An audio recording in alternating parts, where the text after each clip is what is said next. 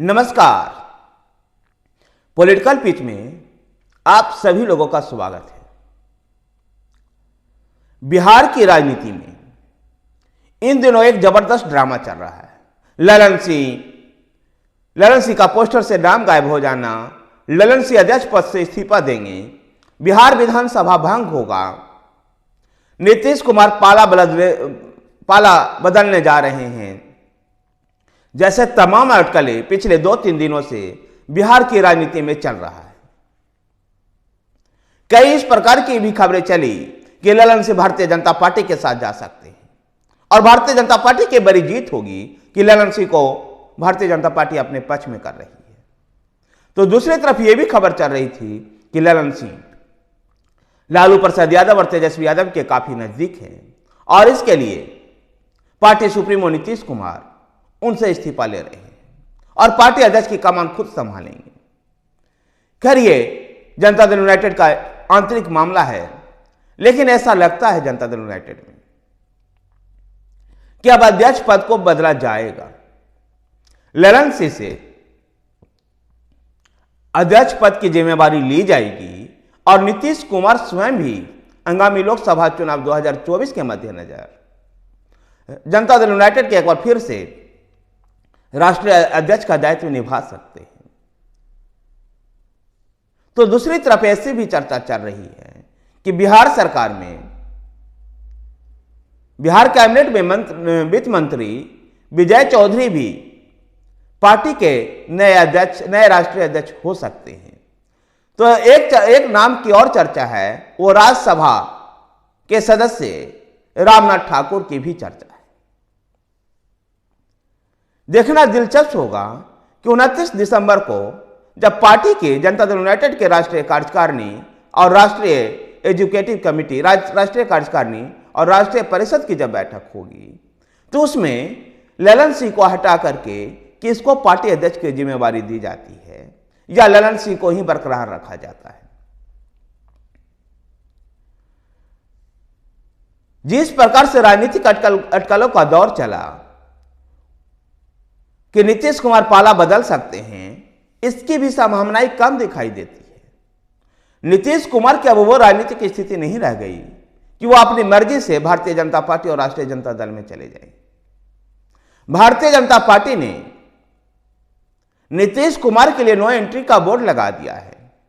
ऐसे में अब नीतीश कुमार को अगर राष्ट्रीय जनता दल का वो साथ छोड़ते हैं तो उनको अकेले चलना पड़ेगा। और वैसे नीतीश कुमार अप्रत्याशित फैसला लेने के लिए जाने जाते हैं और उनकी राजनीतिक आगे की क्या होगी, इसकी संभावनाओं को टटोलना भी बड़ा मुश्किल होता है। ऐसे में नीतीश कुमार पर इस बात को छोड़ दिया जाना चाहिए कि वो क्या इंडिया अलायंस के साथ बने रहेंगे या फिर अकेले रहना पसंद करेंगे, क्योंकि एनडीए ने उनके लिए नो एंट्री का बोर्ड लगा दिया है। तो दूसरी तरफ बिहार की राजनीति में ऐसी खबरें भी आ रही है कि राष्ट्रीय जनता दल में भी विरोध के स्वर अब मुखर होने लगे हैं और ये विरोध के स्वर पूर्व विधायक बिस्मोहन चौधरी और यदुवंशी कुमार यादव के बीच में चला। बिस्मोहन चौधरी ने राष्ट्रीय जनता दल को अपने नीतियों से, अपने विचारधारा से भटकने का आरोप लगाया, तो यदुवंशी कुमार यादव ने बिस्मोहन चौधरी को घेरते हुए कहा कि विपक्ष के गोद में जाकर के बिस्मोहन चौधरी इस तरह का बयान दे रहे हैं। गौरतलब है कि राष्ट्रीय जनता दल के ये दोनों नेता बड़े नेता माने जाते हैं और लालू प्रसाद यादव के काफी करीबी माने जाते हैं। ऐसे में इस तरह का बयान देना, इस तरह के बयानबाजियों का दौर शुरू हो जाना निश्चित रूप से राष्ट्रीय जनता दल की राजनीति को भी आघात पहुंचा सकता है। इन दिनों बिहार के दोनों दल, राष्ट्रीय जनता दल और Janata Dal United, India alliance का हिस्सा है और ऐसी भी खबर मिल रही है कि इन दोनों दलों ने बिहार में सीट शेयरिंग कर ली है और दोनों ही दल 17-17 सीटों पर चुनाव लड़ेंगे।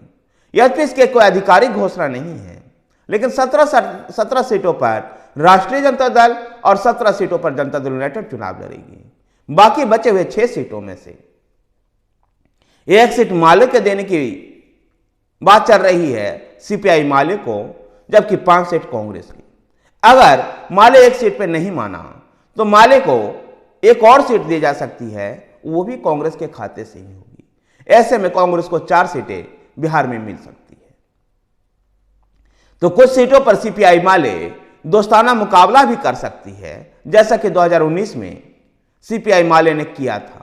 इस प्रकार से फिर से एक बार दोस्ताना मुकाबला कुछ सीटों पर कर सकती है। बिहार की राजनीति में इन दिनों विपक्षी जो भारतीय जनता पार्टी के जो विपक्षी गठबंधन है, इंडिया अलायंस में राजनीतिक चर्चाएं खूब गर्म हो रही है। तो वहीं पर चिराग पासवान भी नीतीश कुमार के खिलाफ लगातार कैंपेन चला रहे हैं, और जिसको भारतीय जनता पार्टी को भी उनको समर्थन हासिल है। ऐसे में भारतीय जनता पार्टी के नीतीश कुमार के खिलाफ बिहार में एक जबरदस्त आंदोलन चला रहे हैं चिराग पासवान। देखना दिलचस्प होगा कि 2024 के लोकसभा चुनाव में क्या एनडीए जो 2019 में नीतीश कुमार के साथ और भारतीय जनता पार्टी के साथ होने का जो प्रदर्शन 39 सीटों पर कर पाई थी, 40 में से 39 सीटें जीतने में सफल रही थी, क्या एनडीए जब नीतीश कुमार अब इसके हिस्से नहीं है और विपक्षी गठबंधन के हिस्से में है, तो क्या एनडीए उसी प्रदर्शन को दोहरा पाता है या नहीं? अगर एनडीए उस प्रदर्शन के आसपास भी पहुंचा तो निश्चित रूप से भारतीय जनता पार्टी और एनडीए की जीत बड़ी जीत होगी और नीतीश कुमार के लिए ये करारा झटका होगा। धन्यवाद साथियों, वीडियो को लाइक कीजिए, शेयर कीजिए, हमारे साथ बने रहने के लिए हमारे चैनल पॉलिटिकल पिच को सब्सक्राइब कीजिए। धन्यवाद।